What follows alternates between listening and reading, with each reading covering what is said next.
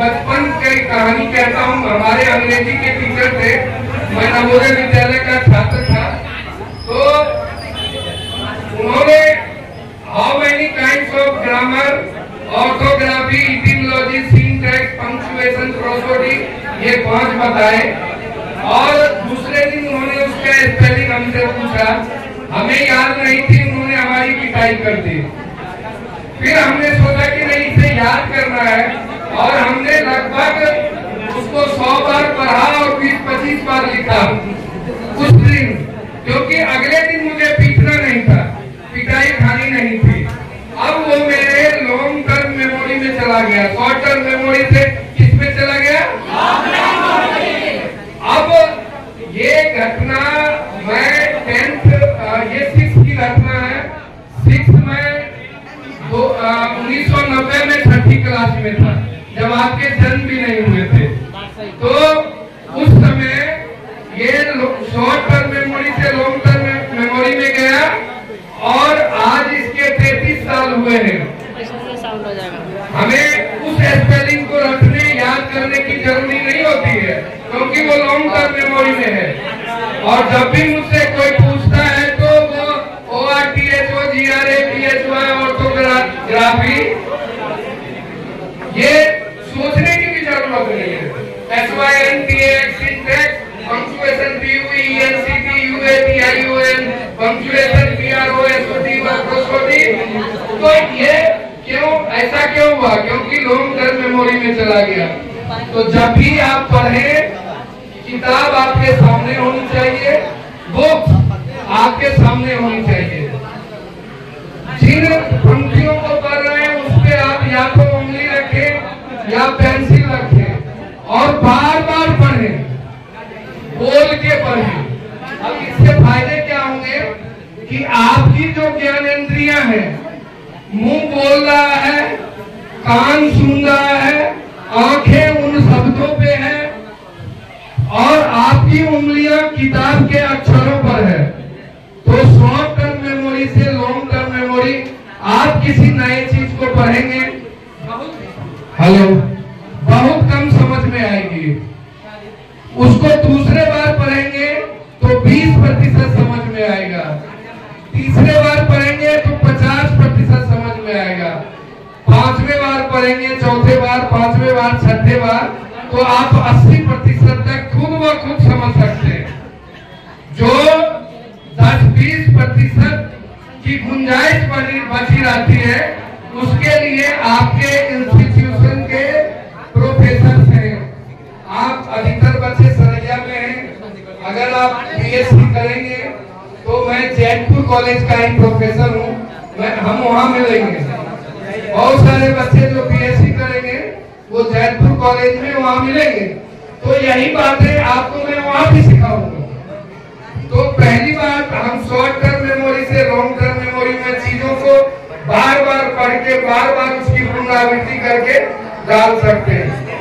दूसरी जो महत्वपूर्ण बात है, वो कोई भी बच्चा ये ना समझे कि भाई फलाने बच्चे को 80% मार्क्स आते हैं, हम तो मीडियोकर है, 50 से 60 पर लसक जाते हैं, हमारा कुछ होना नहीं है। ऐसा नहीं है।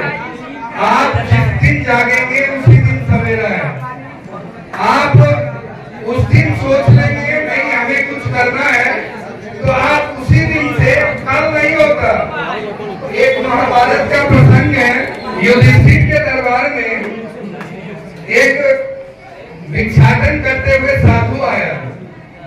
तो उसने युधिष्ठिर से कहा, ये युद्ध की बात है कि महाराज हमें कुछ भिक्षा दे दो। युधिष्ठिर ने कहा कि भैया आज नहीं, कल भिक्षा दूंगा।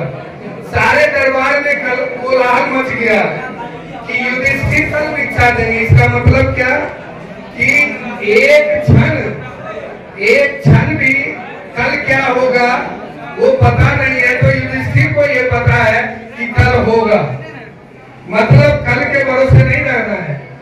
जो करना है आपको करना है। कई बच्चे टाइम टेबल बनाते हैं कि और टाइम टेबल बना लेंगे, सुबह 6 बजे उठना, ये इतने बजे करना, ये इतने बजे करना, और सोचते ये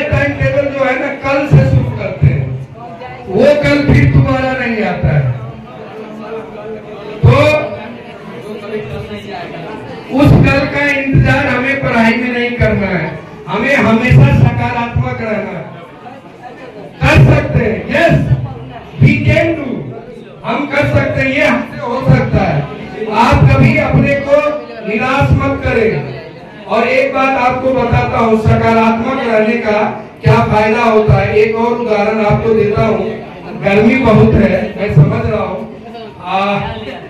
कुछ समय और लेते हैं कि एक बड़ी जूता की कंपनी है एडिडास, आप जानते हैं। अब जो अफ्रीका है उसमें एडिडास ने सोचा कि यहाँ अपनी कंपनी के जूते सप्लाई करूंगा।